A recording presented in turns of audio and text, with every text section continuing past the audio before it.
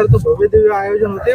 ग्रामीण भागातील महिलांच्या कलेला वाव मिळावा, त्यांना कुठेतरी उत्साह मिळावा यासाठी मला तर खूप आनंद झाला की आज म्हणजे शहरांमध्ये तर सगळीकडे आमच्याकडे 9 दिवस नवरात्र गरबा आणि दांडियाने त्याची सुरुवात होते, शेवटही तसाच होतो. 9 दिवस महिलांसाठी, मुलींसाठी भव्य दिव्य आणि पुरुषांसाठी सुद्धा भव्य दिव्य कार्यक्रमांचं आयोजन केलं जातं.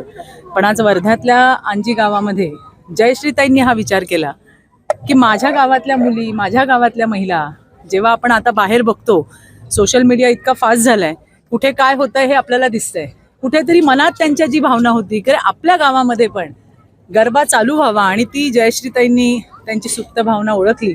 आणि हे 4थं वर्ष आहे की त्या ठिकाणी सुंदर असं आयोजन केलं जातं. बरं, आम्ही खेळतो गरबा, पण या मुली आणि महिला यांनी 15 दिवस एकदम ट्रेनिंग घेतलंय.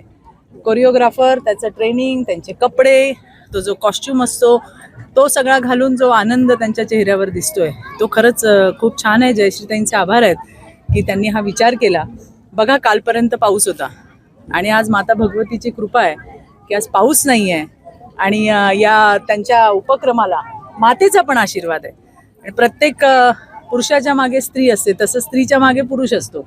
जसे आमचे सुनील भाऊ जे नेहमी बिहाइंड कर्टन असतात, आजचं सगळं आयोजन नियोजन अर्थात त्यांनी त्या ठिकाणी जयश्रीताईंच्या बरोबरीने किंबहुना जास्त सहभाग घेऊन केलंय.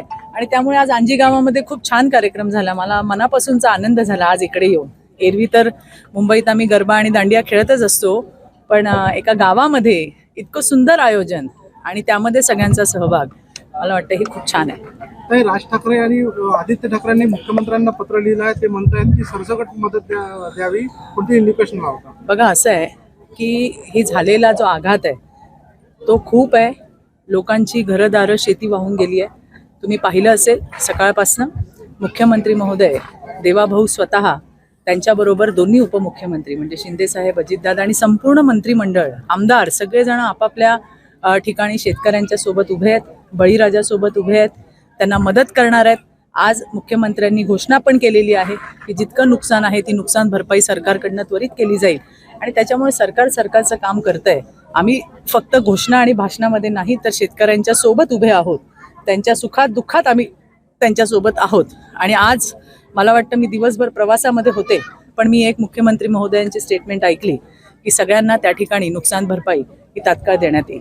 एकनाथ शिंदेंनी जे किट वाटप केलं आहे त्यामध्ये मदतीचं किटचं वाटप केलं आहे, त्यावर फोटो असल्याने संजय राऊत यांनी टीका केली आहे. बघा, संजय राऊत काय बोलतात त्याच्याकडे फार लक्ष देण्यात अर्थ नाही असं मला वाटतं.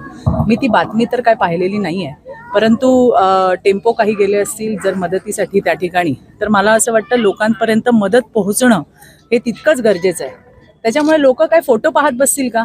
त्यांना त्यांच्या ज्या गरजेच्या वस्तू आहेत, ज्या त्यांना आता लागणार आहेत त्यातनं घेणार आहेत. म्हणजे प्रत्येक गोष्टीमध्ये अशा पद्धतीचं दूषितच डोळ्यांनी, त्यांचा चष्मा जो आहे ना तोच अशा रंगाचा आहे की ज्याच्यामध्ये त्यांना सगळं पिवळं दिसतं, भाजप आणि महायुतीचं सरकार आणि तिथे सगळे काम करणारे, असं मला स्वतःला वाटतंय.